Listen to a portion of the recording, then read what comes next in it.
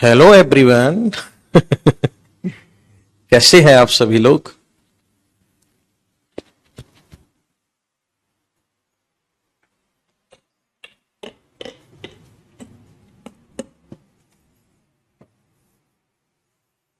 क्या टॉपिक रह गया आपके बैच में।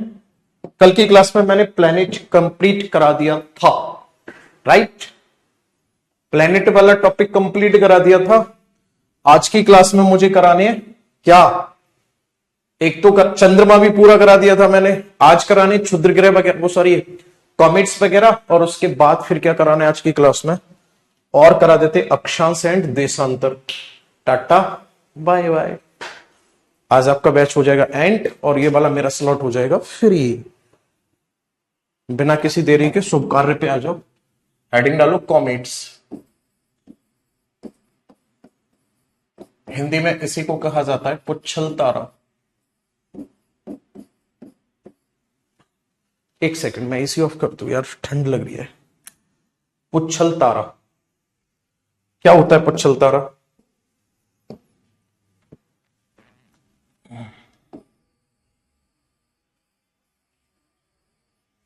पुच्छल तारे की अगर मैं बात करूंगा तो ध्यान से सुनना। पुच्छल तारा जो होता है ये क्या होता है सर? ये होता है, इसमें रॉक होती है, डस्ट होती है, गैस होती है। Okay, rock dust gas in सब के मिलने से बना हुआ होता है पुच्छल तारा।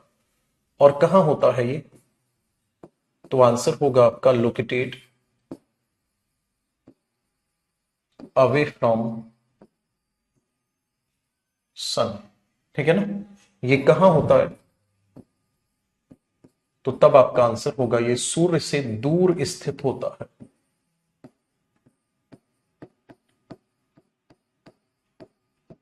ये कहां होता है? सूर्य से दूर स्थित होता है।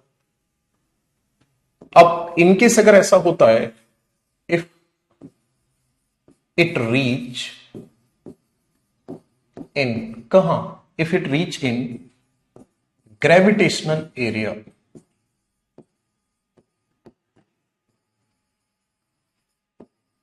ग्रेविटेशन एरिया ऑफ सन, तो क्या होगा? अगर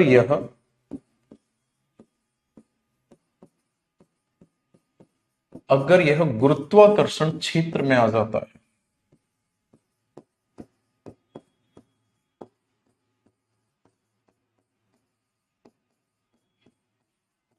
है ना, अगर ये सूर्य के गुरुत्वाकर्षण क्षेत्र में आ जाएगा तो क्या होगा? सिंपल सी बात है, सन इसको अट्रैक्ट करेगा, है ना। तो मैं लिख देता हूं यहां पे, फिर क्या होगा सर? इसको अट्रैक्ट कर लिया जाएगा, अट्रैक्टेड बाई सन। सन क्या करेगा इसको सर? अट्रैक्ट कर लेगा, सूर्य आकर्षित करेगा, है ना। सूर्य क्या करता है? इसको आकर्षित करता है। जब सन अट्रैक्ट करेगा तो फिर इसमें से क्या होगा? जब सूर्य तेजी से खींचता है ना, तो इसमें से गैसों की फुहार बाहर निकलती है। इससे क्या होता है? गैसों की फुहार बाहर आती है।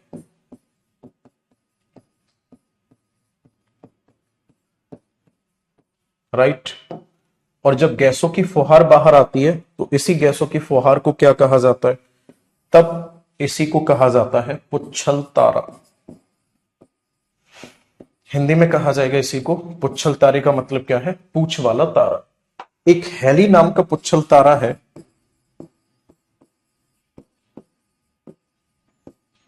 ना, हेली नाम का पुच्छल तारा है। ये पुच्छल तारा 76 साल में एक बार दिखाई देता है। लास्ट बार कब दिखाई दिया था ये? लास्ट टाइम की अगर मैं बात करूंगा तो 1986 में दिखाई दिया था। ऑनलाइन कब आएगा ये? 2062 में। ठीक है, ये तो हो गया जी पुच्छल तारा, बहुत सिंपल सा है। सेम यही कॉन्सेप्ट अप्लाई हो जाता है कुछ अदर सेलेस्टियल बॉडीज पर, जिनको कहा जाता है मैटियोर्स। मैटियोर्स इन द सेंस उल्का। जिनको क्या कहा जाता है? मैटियोर्स या उल्का कहा जाता है। उल्का जो होते हैं इनमें भी गैस होती है, इनमें भी रॉक्स होती है ना, गैस और रॉक के बने हुए होते हैं। और ये कहां होते हैं? ये होते हैं पृथ्वी से दूर। इनको कौन आकर्षित करता है? पृथ्वी। पृथ्वी जब आकर्षित करती है, इनको क्या होता है? पृथ्वी जब आकर्षित करती है तो क्या होता है? पृथ्वी जब आकर्षित करती है तो फिर क्या होता है? घर्षण। तो घर्षण के कारण क्या होता है इसमें? तो घर्षण के कारण आग लग जाती है। ठीक है जी, घर्षण के कारण क्या होता है? आग लग जाती है। और जब घर्षण के कारण इनमें आग लग जाती है तो इसको ये कैसे दिखाई देते हैं? तब इनको कहा जाता है शूटिंग स्टार, या फिर इन्हीं को कहा जाता है, घर्षण के कारण जब इनमें आग लग जाती है शूटिंग स्टार कहा जाता है। इनको कहा जाता है टूटता हुआ तारा।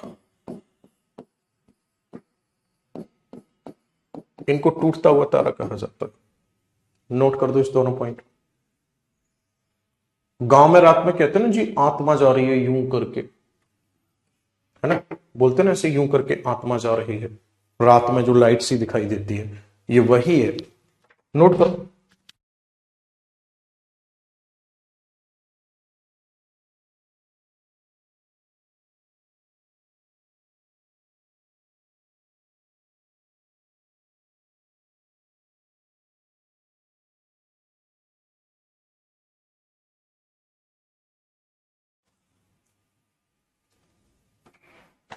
हो गया नोट?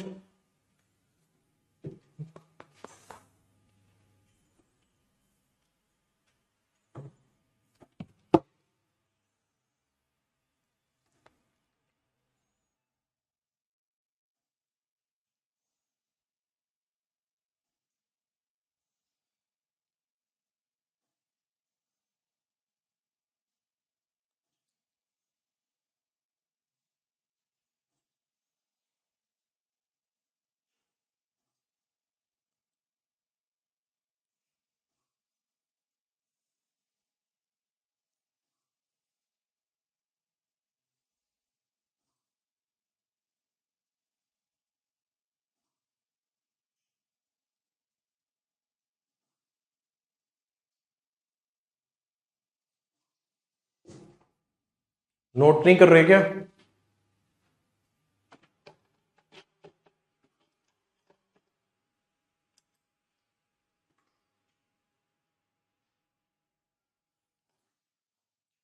अर्थ नहीं हुआ है, अर्थ पढ़ने की जरूरत ही नहीं है, क्योंकि अर्थ के बारे में तो पूरी ज्योग्राफी पढ़ी है आपने।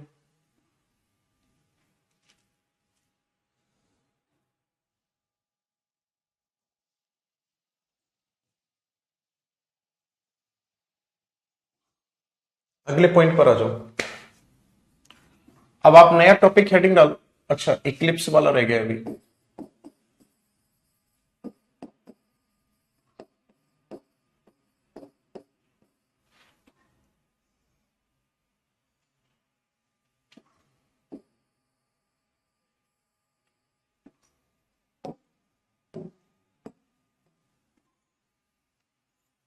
ग्रहण का मतलब क्या होता है?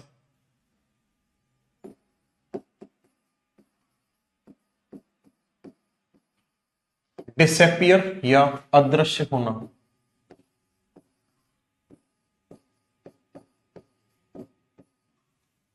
डिसअपियर होना, दिखाई न देना। क्लियर है? बिल्कुल, आंसू स्टार कभी टूटता नहीं है, वो वैसे ही फर्जी बात है कि टूटता हुआ तारा है। एक्चुअल में तारा होता ही नहीं है वो। डिसअपियर होना ग्रहण का मतलब होता है दिखाई न देना।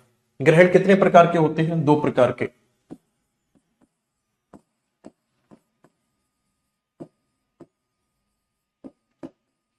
जैसे सबसे पहले आया सोलर इक्लिप्स। सोलर इक्लिप्स की अगर मैं बात करूंगा तो इसी को कहा जाएगा सूर्य ग्रहण।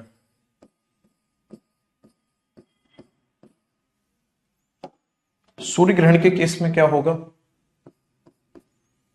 तो आपका आंसर होगा सन विल नॉट अपीयर फ्रॉम अर्थ। इसमें क्या होगा सर? जो सूर्य है, सूर्य पृथ्वी से दिखाई देगा? सूर्य पृथ्वी से दिखाई नहीं देगा।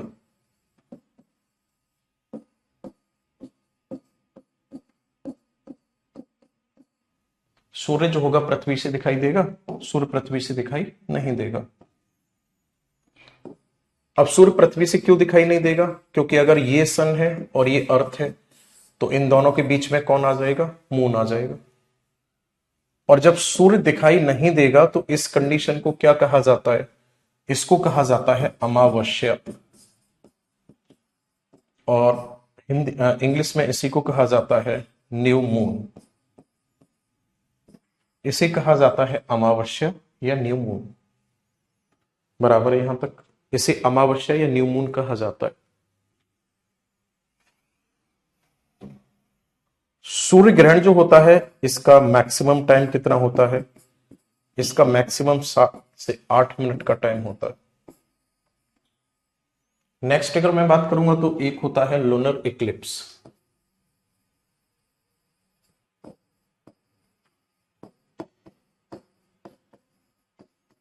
एक होता है चंद्र ग्रहण। चंद्र ग्रहण के केस में क्या होता है? तो आपका आंसर होगा जो चंद्रमा होगा। ओके,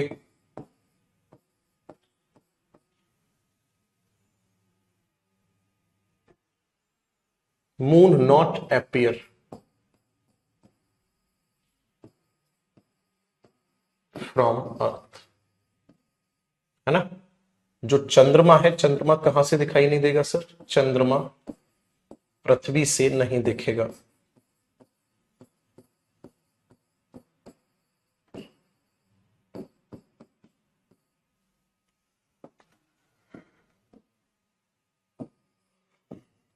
ये कब होगा?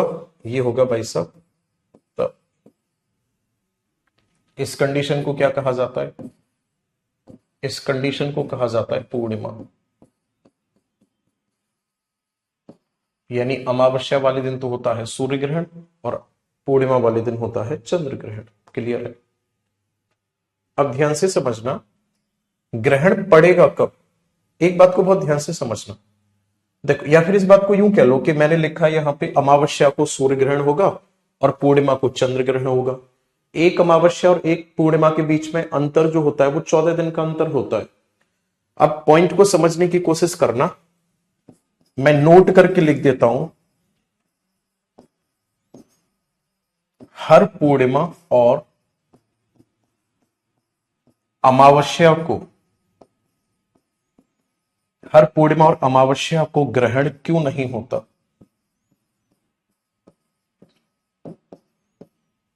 हर पूर्णिमा और अमावस्या को ग्रहण क्यों नहीं होता है?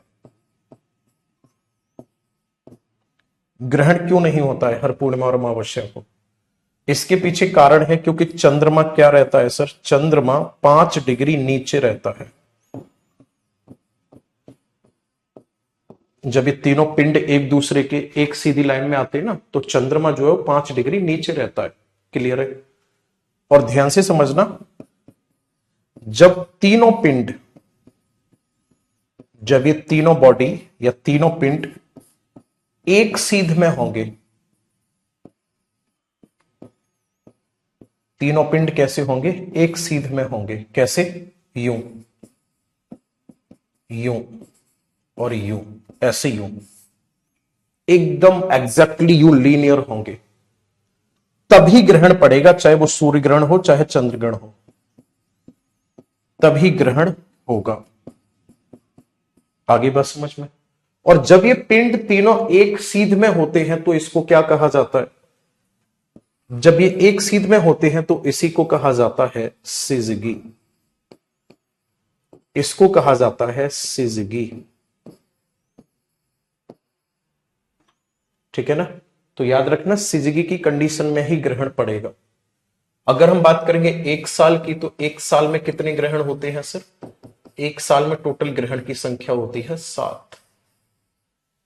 ओके, नोट कर दो इस बात को जल्दी से। बिल्कुल, ये फर्स्ट नहीं, ये सेकंड स्लाइड है।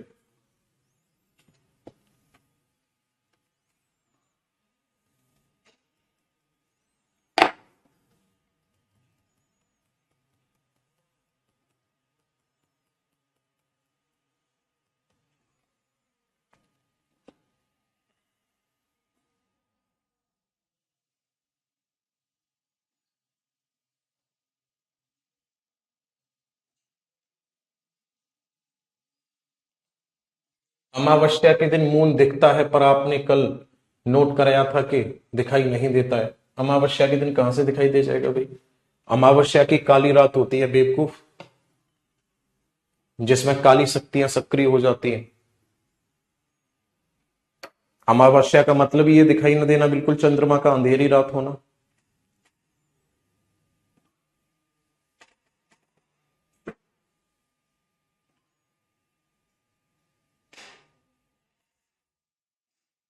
हो गया यहां तक?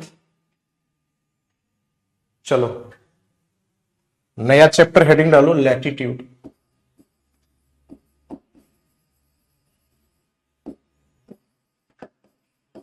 लैटिट्यूड लाइन, हिंदी में इसी को कहा जाएगा अक्षांश रेखा।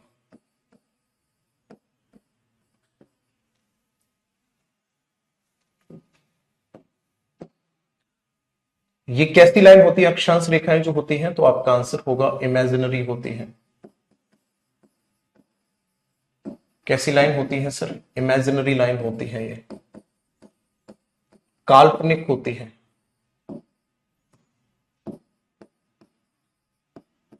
ये क्या है सर? काल्पनिक रेखा है। आगे अगर मैं बात करूंगा अक्षांश रेखाओं की, ये काल्पनिक रेखाएं और कहां पर खींची गई हैं, तो आंसर होगा आपका draw on the map, sorry draw on the globe. इनको कहां ड्रॉ किया जाता है? तो आंसर होगा इनको ग्लोब पर खींचा जाता है।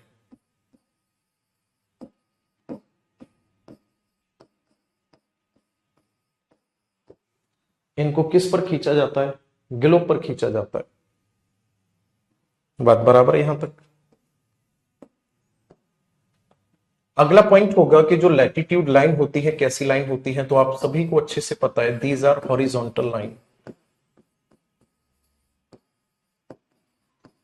ये कैसी लाइन होती है? तो आपका आंसर होगा हॉरिजॉन्टल लाइन होती है, या ये क्षैतिज रेखाएं होती हैं।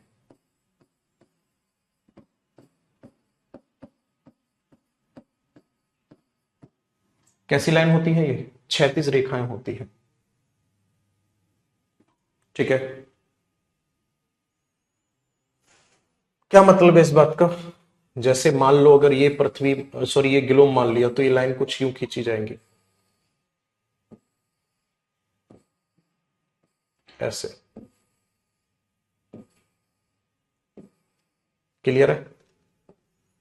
तो ये लाइन कैसी होती है? क्षैतिज होती है। नेक्स्ट अगर मैं बात करूंगा तो, और इनके बीच का जो डिस्टेंस होता है वो कैसा होता है?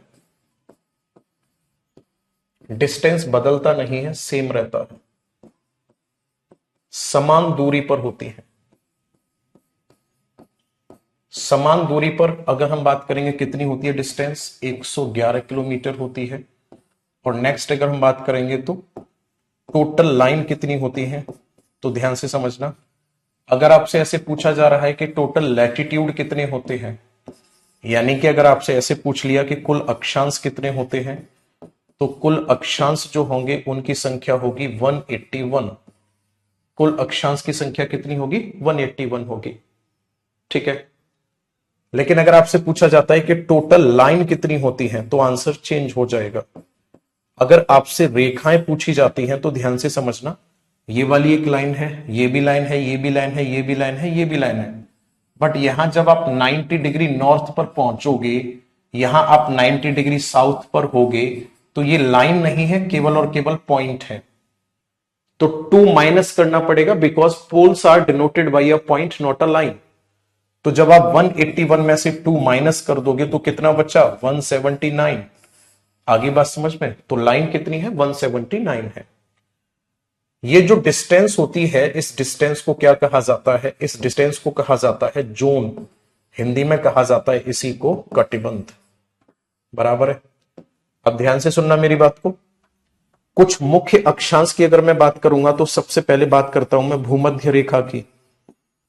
भूमध्य रेखा जो होती है इसी को इंग्लिश में कहा जाता है इक्वेटर। भूमध्य रेखा को इंग्लिश में क्या कहा जाता है? इसको इंग्लिश में कहा जाता है इक्वेटर। भूमध्य रेखा को इंग्लिश में कहा जाता है क्या? आंसर होगा आपका इक्वेटर। ये जो लाइन है ये 0 डिग्री पर होती है। ये लाइन कितने डिग्री पर है? 0 डिग्री पर है।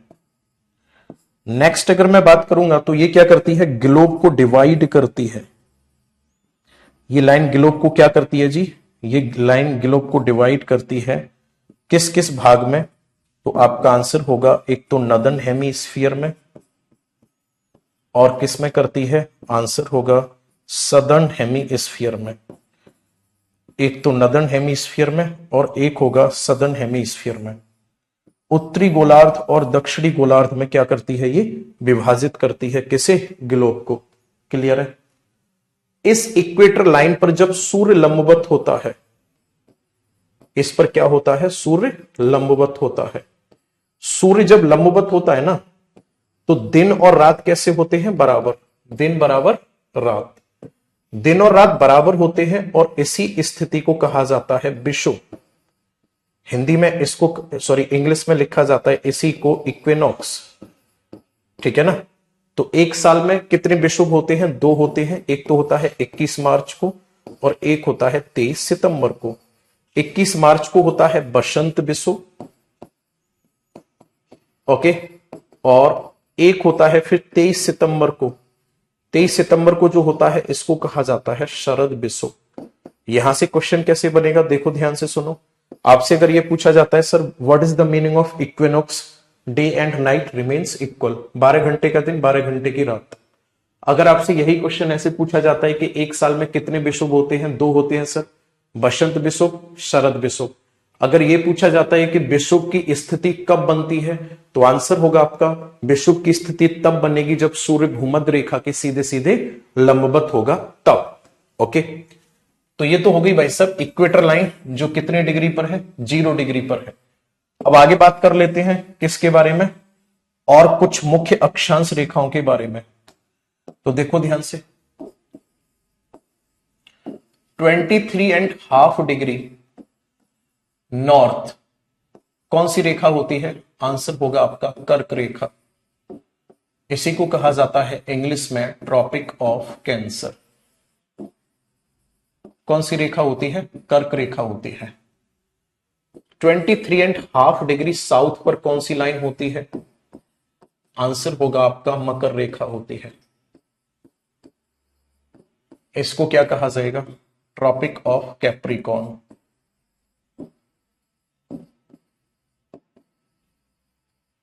Tropic, sorry, tropic of Capricorn. अब ध्यान से सुनना, 21 जून को इस पर क्या होता है? सूर्य लंबवत होता है, और इस पर 22 दिसंबर को लंबवत होता है। गिर गया होता मैं भी, पोडियम में पैर अटक गया था,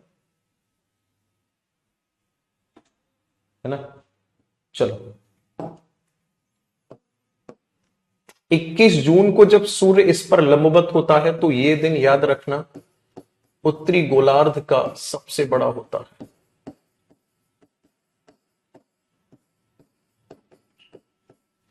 यह दिन दक्षिणी गोलार्ध का सबसे बड़ा होता है।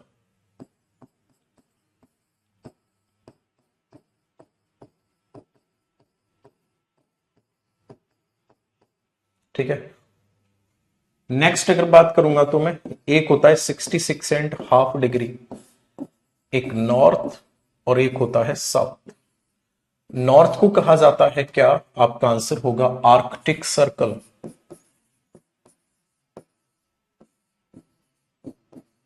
साउथ वाले को कहा जाता है अंटार्कटिक व्रत।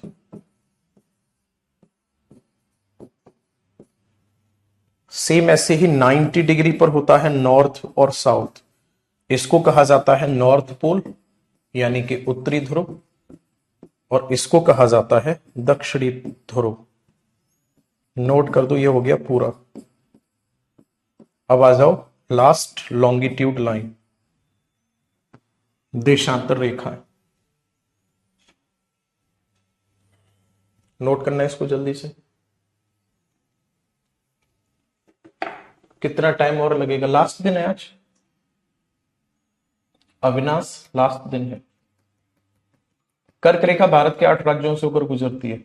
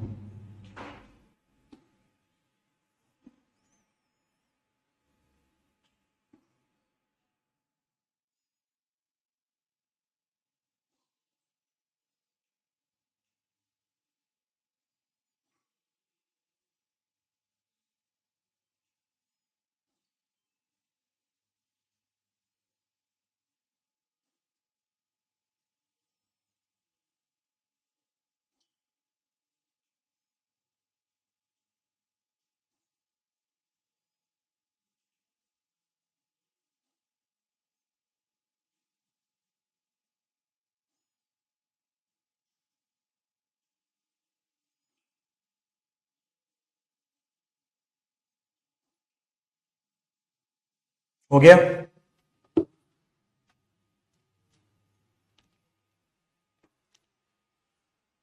मैं साइड में ही हूं।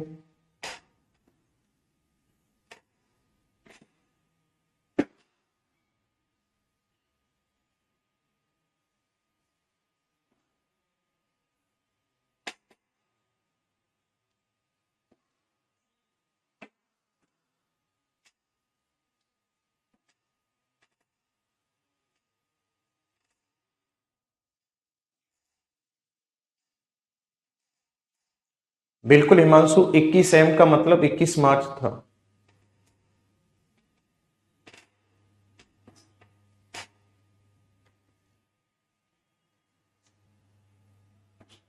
विकास का कमेंट आ रहा है, सर मिस यू।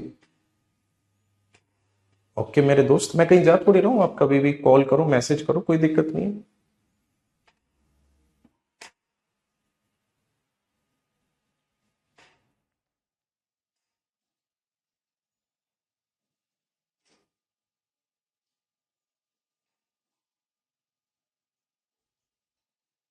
हो गया नोट? Very good.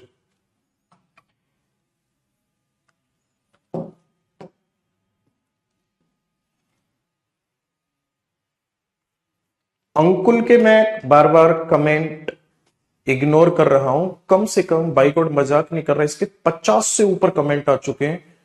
सर पागल हो गए क्या सर? 50 से ऊपर कमेंट आ चुके हैं, अगर आप कहो तो मैं स्क्रीन पे दिखा सकता हूं। और कम से कम मुझे लग रहा है समथिंग अबाउट कहीं ये 50 भी क्रॉस ना कर गया हो।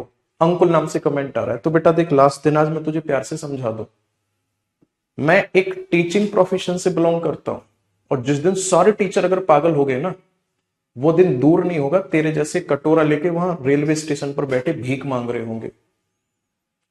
क्योंकि जब सारे ही टीचर पागल हो जाएंगे तो शिक्षा का तो कोई लेवल रहेगा ही नहीं। तो फिर तेरे जैसे होंगे ना, भीख मांग रहे होंगे वहां बैठ के रेलवे स्टेशन पे। याद रखना इस बात को, ठीक है? लिमिट होती है किसी को कुछ बोलने की। और ये वही लोग हैं जो घर वालों से, मम्मी पापा से भी डायरेक्टली बोलते होंगे तुम पागल हो क्या है। मेरे पड़ोस में एक लड़का रहता था, मजाक नहीं कर रहा, उसके फादर खाना खा रहे थे और वो चिल्ला चिल्ला के कह रहा था, पूरी जिंदगी तुमने किया क्या, पूरी जिंदगी तुमने क्या किया। और वो आराम से चुपचाप बैठे खाना खा रहे थे, खाना खाते रहे, मैं ऊपर से देख रहा था। लास्ट में आके उन्होंने यही क्या बोले, हमने क्या किया था? क्या बोले, हमने तुझे पैदा किया था, इससे बड़ा काम क्या हो सकता था? और उनकी बात को मैं समझ पा रहा था, बेचारे क्या बोलते, बैठ के आराम से खाना खा रहे थे वो चारपाई, तो लड़का चिल्ला रहा था, अरे पूरी जिंदगी क्या किया, हमें बर्बाद कर दिया, ये कर दिया, वो कर दिया। बहुत सही भाई साहब।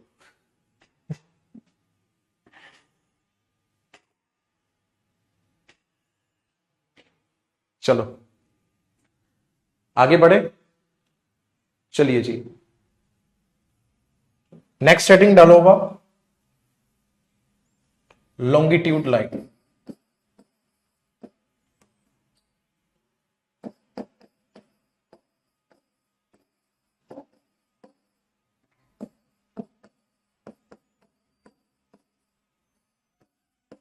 देशांतर रेखा, ये कैसी लाइन होती है? तो ध्यान से सुनना, ये होती है वर्टिकल लाइन।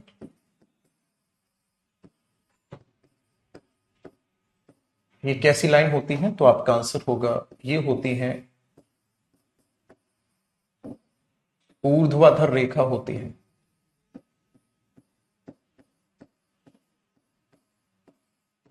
ये लाइन कैसी होती है? ऊर्ध्वाधर होती है। क्लियर है यहां तक? वर्टिकल लाइन होती है, टोटल कितनी होती है? 360 रेखा होती है। क्लियर है? इनको कैसे खींचा गया है? इनको कुछ इस टाइप से यूं खींचा गया है, ऐसे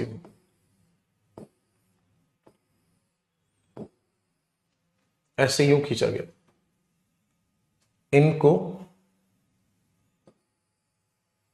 इस टाइप से यूं खींचा गया है तिरछा। क्यों? जिससे कि पूरा का पूरा एरिया कवर हो जाए। तो इनके बीच का जो डिस्टेंस है वो आप देख रहे हो चेंज रहता है ना। अगर हम बात करेंगे दो रेखाओं के बीच की दूरी की, दो रेखाओं के बीच की दूरी, तो याद रखना मैक्सिमम कहां पर होती है और मिनिमम कहां होती है। मैक्सिमम होती है कहां, भूमध्य रेखा पर, और कितनी होती है, ये होती है 111.32 किलोमीटर। और मिनिमम कहां होती है, ध्रुवों पर, कितनी होती है सर, 0 किलोमीटर। बराबर है। आगे अगर मैं बात करूंगा तो इसी में अगला पॉइंट होगा, ये जो रेखाओं के बीच की दूरी होती है इसको क्या कहा जाता है, इस डिस्टेंस को गोरे कहा जाता है। क्या कहा जाता है, इस डिस्टेंस को गोरे कहा जाता है। ठीक है, अब आ जाओ भाई सब, 0 डिग्री जो लाइन है इसको क्या कहा जाता है, इस लाइन को कहा जाता है इंटरनेशनल टाइम लाइन। इसको कहा जाता है अंतरराष्ट्रीय मानक समय रेखा।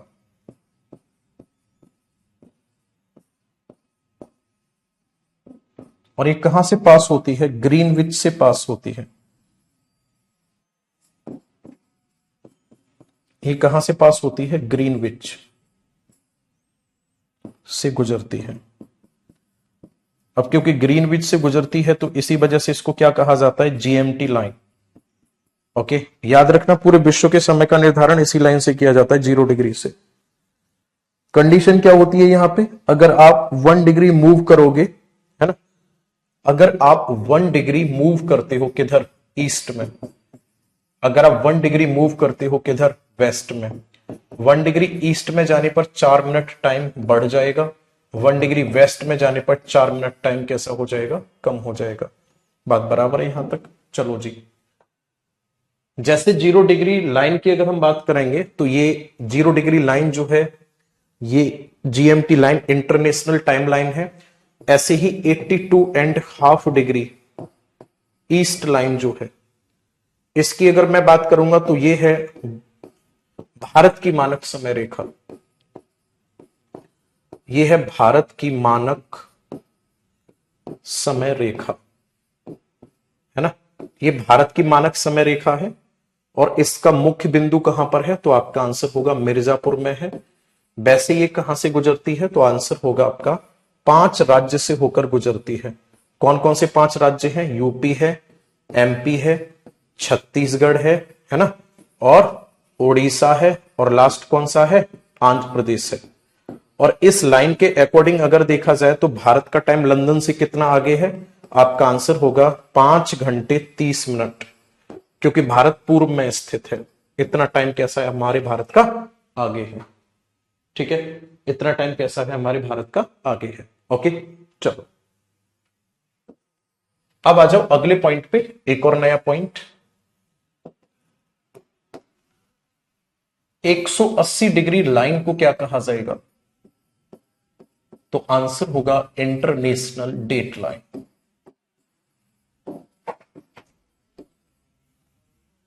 इंटरनेशनल डेट लाइन, इसको कहा जाता है अंतरराष्ट्रीय, इसे कहा जाता है सर अंतरराष्ट्रीय तिथि रेखा। अगर मैं बात करूंगा अंतरराष्ट्रीय तिथि रेखा की तो ध्यान से सुनना, इसका मतलब क्या होगा, यहां से डेट का डिटर्मिनेशन किया जाएगा। तो ये तो हो जाएगा रसिया, यहां पर ये हो जाएगा अलास्का, है ना, रशिया और अलास्का। यहां पर एक जल संधि है, आपने नाम भी सुना होगा, इसका नाम है बेरिंग जल संधि, बेरिंग स्ट्रेट। इस बेरिंग स्ट्रेट से होकर इस वाली लाइन को ड्रॉ किया गया है, और इस लाइन को यूं ड्रॉ किया गया है।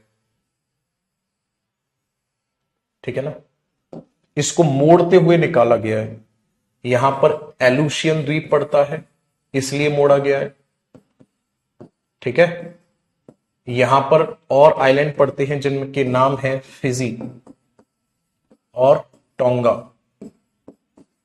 फिजी और टोंगा आइलैंड है। इस पूरे के पूरे एरिया में पड़ता है प्रशांत महासागर। अब इस लाइन को मोड़ते हुए क्यों निकाला गया है? इसलिए मोड़ते हुए निकाला गया है क्योंकि कहीं ऐसा ना हो कि एक ही देश में दो डेट हो जाए, इसलिए इस लाइन को मोड़ते हुए निकाला गया है।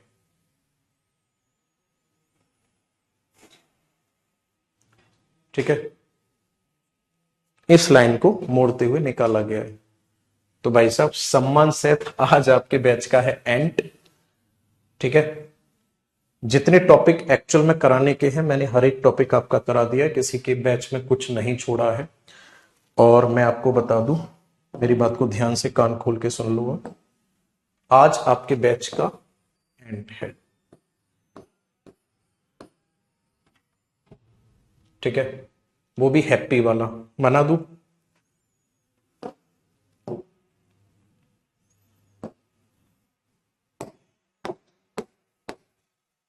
ठीक है, दूसरा 2 मिनट मुझे बड़ा हंसी आ रही है, मुझे कुछ बोलने का मन कर रहा है। जिन लोगों को ये लगा था मिर्जापुर क्या है, पहले नैनी हुआ करता था, जैसे एक सीधी लाइन जा रही है, तो मेन पॉइंट कहां पे माने जहां से टाइम का डिटर्मिनेशन हम स्टार्ट करेंगे। पहले पहले नैनी हुआ करता था, है ना, लेकिन अब मिर्जापुर को माना जाता है। ओके, कुछ लोग कमेंट कर रहे हैं यातायात नहीं हुआ। मैं एक बार जानकारी के लिए बता दूं, जैसे यातायात हो गया, ठीक है ना, जैसे बांध हो गई, जैसे जनजाति हो गई, यातायात है, बांध है, जनजाति है या जनगणना है, ये टॉपिक एक्चुअल में है ही नहीं ज्योग्राफी के मेन सेक्शन के, ये सब स्टैटिक जीके का पोर्शन है। ओके, तो जो स्टैटिक जीके है ये आपको 03 बैच में फ्री ऑफ कॉस्ट पे प्रोवाइड कराई गई थी, वैलिडिटी इसकी बढ़वा देंगे, तो स्टैटिक जीके 03 बैच से आप इसको पूरा कर सकते हो, इनमें से कोई भी टॉपिक अगर आपको पढ़ना है तो। ठीक है, इसी में आ जाएंगे सब, जैसे अगर आपको किसी को डांस करने हैं, ओके, डांस करने हैं तो वो भी इसी में आ जाएगा, नेशनल पार्क वगैरह ये सब कुछ पढ़ने हैं, ये सब स्टैटिक पोर्शन है और वहां फ्री ऑफ कॉस्ट पे मैंने करा रखा है। ठीक है, सब कुछ मैंने करा रखा है। यहां तक सुनामी नहीं हुआ, सुनामी की अगर हम बात करेंगे तो मैं एक्सप्लेन कर देता हूं। सुनामी क्या होती है, बेसिकली जब भूकंप आता है तो भूकंप के समय क्या होता है, एक सेकेंड, हेलो,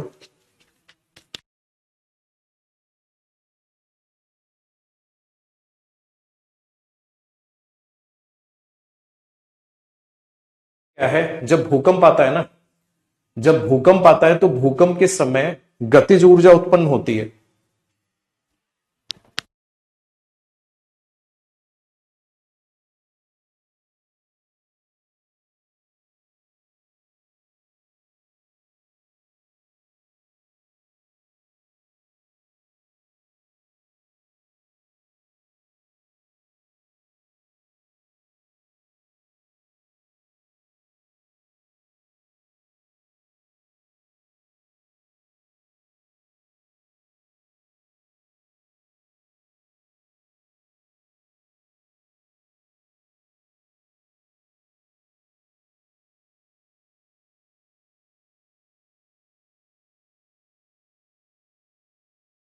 जब भूकंप आता है ना, तो भूकंप आने के दौरान ध्यान से सुनना, जब भूकंप आता है तो भूकंप आने के दौरान गतिज ऊर्जा उत्पन्न होती है।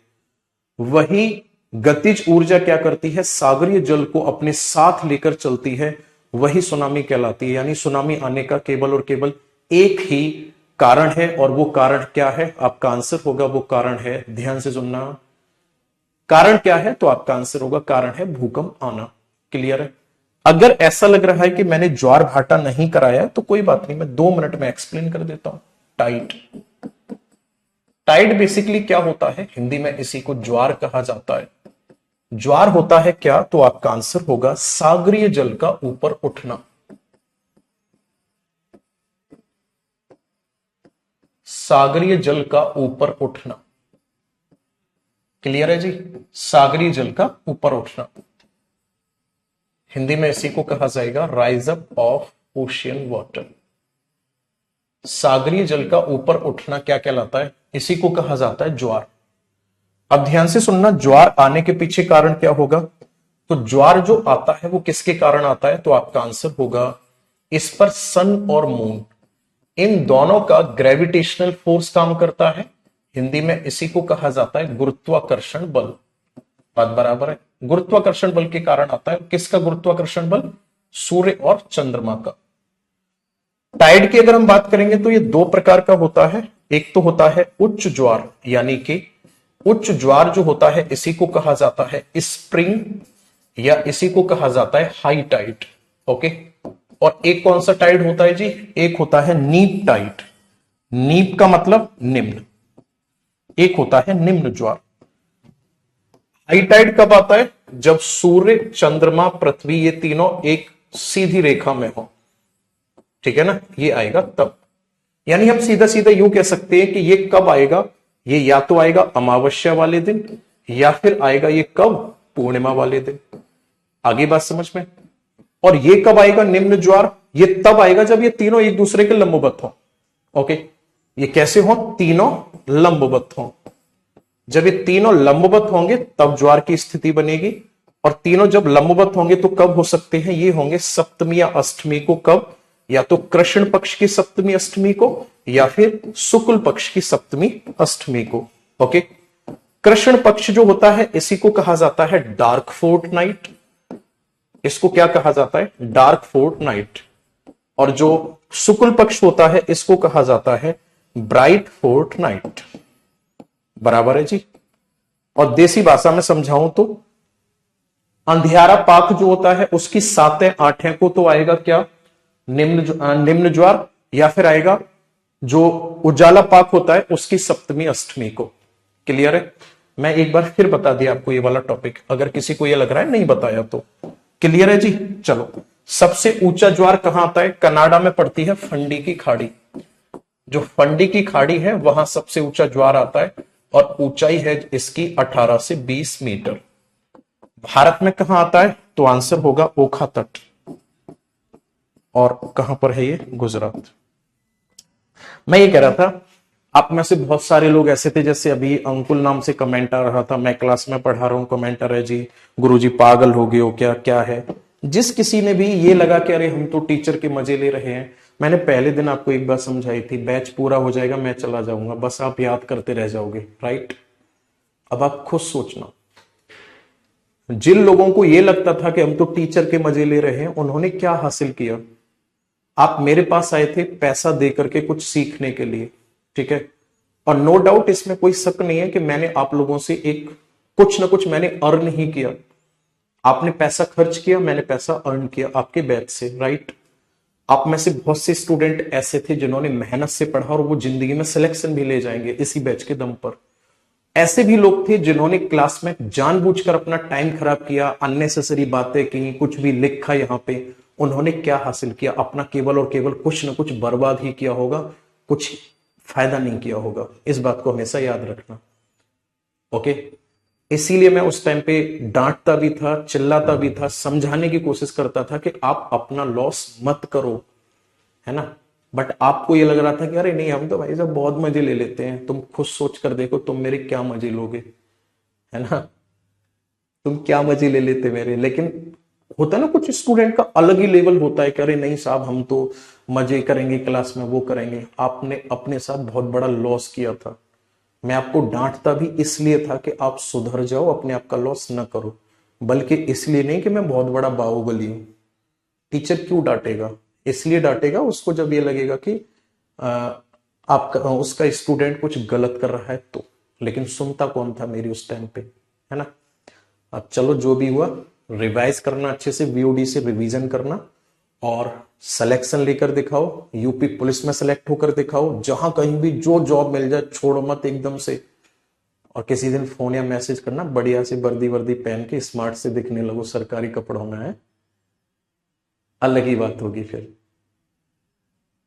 एक टीचर को और एक घर वालों को रियल में खुशी तब होती है जब उसका स्टूडेंट सेलेक्ट हो जाता है। क्योंकि दो लोग लाइफ में कभी भी सोचकर देखना ऐसे होते हैं जिनको कोई लालच नहीं होता। सेलेक्ट आप होकर जाओगे, खुशी आपके घर वालों को होगी कि आज मेरे बेटा या बेटी ने नाम रोशन कर दिया। टीचर को खुशी बस इस बात की होती है कि आज मेरे स्टूडेंट ने मेरा नाम रोशन कर दिया। मैं सीना ठोक के कह सकता हूं कि वो बेटा या बेटी मेरे बैच में पड़ी हुई थी उस वाले में, और आज वो वहां सेलेक्टेड है। बाद बाकी पड़ोसी, रिश्तेदार, यार दोस्त, ये सब मतलब के होते हैं। इनको कहीं ना कहीं आपसे पैसे का भी लालच होगा, कोई और लालच हो सकता है कि हमारा काम निकाल दे, वो निकाल दे, तो वो एक झूठी खुशी होगी। लेकिन घर वालों को नहीं हो सकती, ना ही एक टीचर को झूठी खुशी, वो एक रियल होती है कि हमें खुद कहने में अच्छा लगता है। मैं एक बार अपने यहाँ पे आरटी ऑफिस गया हुआ था भाई साहब, वहां एक लड़के ने फालतू का ड्रामा करा दिया मेरे साथ। एक और लड़का वही यूपी वाली टोन में कह रहा, जी तू क्या करेगा, तू क्या करेगा। मैं कह रहा भाई क्यों लड़ रहा है, और वो सुनी ना किसी की, वो कह रहा मैं अभी लड़के बुला रहा हूँ ये वो। मैंने उसको इतने प्यार से, इतना ढंग से उसको मैंने सुनाया था। मैंने कहा तू सुन, मुझे ज्यादा फिलोसफी मत झाड़, तेरे जैसे पढ़ाए हुए आज मेरे 100 से ऊपर पुलिस में है, कांस्टेबल है, ठीक है, जो तू फालतू की फिलोसफी झाड़ रहा है ना। मैंने अच्छे से डांटा, मैंने कहा भाई क्या रखा है इन चीजों में, तैयारी करना। मान ले कि तू इसे पीट देगा, वो तुझे पीट देगा, रिजल्ट क्या निकला, क्या यही लाइफ है हमारी। उस टाइम पर ये वाली बात कहते हुए मुझे अपने आप में प्राउड हो रहा था कि हाँ मेरे पढ़ाए हुए आज सेलेक्टेड हैं, कांस्टेबल भी हैं, एक्साइज इंस्पेक्टर भी हैं, और यूपी एसआई भी हैं। मैं बता नहीं सकता मुझे उस टाइम पे कितनी खुशी हो रही थी, और वो सब स्टूडेंट की वजह से ही हो रही थी। पता नहीं क्यों ऐसा सफर रहा हमारा और आपका आज तक कि आप मुझे नहीं समझ पाए, मैं आपको नहीं समझ पाया। मेरा नेचर ऐसा था कि मैं हमेशा डांट के ही समझाने की कोशिश करता हूं। हो सकता है मेरे अंदर भी कमियां हो, या मैं नहीं सीख पाया हूं कि किसी भी चीज को हंसते हुए कैसे समझाया जाता है। मैं अपनी गलती मान लेता हूं, चलो। एनीवे, मैं शुरुआत से ही आप लोगों से कहता हुआ आया हूं कि आप मेरे भाई बहन जैसे हो, हमेशा रहोगे। कभी भी आपको अगर ये लगता है कि मैं कुछ आपकी हेल्प कर सकता हूं तो आप जरूर याद करना, नंबर सबके पास है ये। इंस्टाग्राम पे आप सारे लोग जुड़े हुए हो, कोई भी दिक्कत लगे मैसेज करना। भगवान आप सबका भला करेगा, आपको जरूर सफलता दिलाएगा, मेरी दिल से दुआ है, कोई वैसे ही नहीं है ना। तो चलिए, बाकी रात को जो 8 बजे वाला सेशन है ना, वो तो लगातार चल ही रहा है। सर सिलेक्शन के बाद दिल्ली आकर मिलेंगे आपसे, मोस्ट वेलकम है, दिल से स्वागत है, कभी भी आओ, बिना सिलेक्शन के आ जाओ, क्या बातें कर रहे हो। सर प्लीज गलती मत मानो, ठीक है यार। देखो, इंसान वही होता है जो हमेशा अपने आप को एक डोमिनेंट बनाने की कोशिश करता है, या अपने आप को चेंज करने की कोशिश करता है। पहले मैं और ज्यादा गुस्सा करता था, अब मैंने बहुत कम कर दिया है ना। आज ये अभी ये लड़का बार बार कमेंट कर रहा था क्लास में, कहा इसको थोड़ा सा ही तो डांटा है। पहले तो मैं ऐसा हो जाता था, क्लास छोड़ दी वो, ठीक है। लेकिन हाँ, आप अपने आप में चेंज लेकर आओ, जो जितने भी स्टूडेंट ने टाइम खराब किया है, ओके। बाकी एनवायरमेंट की बुक आ रही है मेरी, आप सबके लिए 101% बेनिफिशियल होगी, क्योंकि उसमें टॉपिक ही ऐसे हैं, और आजकल तो करंट में एनवायरमेंट ही पूछा जा रहा है। 150-200 रुपए की बुक होगी, जो अफोर्ड कर सकता है परचेज कर लेना, फायदा ही होगा। मैं आपसे कह रहा हूं, इस बात को नुकसान नहीं होगा, ओके। तो चलिए जी, सभी लोगों को राम राम, नमस्कार। आपके घर वालों को भी नमस्कार कहना मेरी तरफ से। तब तक के लिए all the best, bye bye, take care. Instagram ID बता दो, ज्योग्राफी बाई विवेक यादव के नाम से है, ठीक है। Love you to all of you, take care.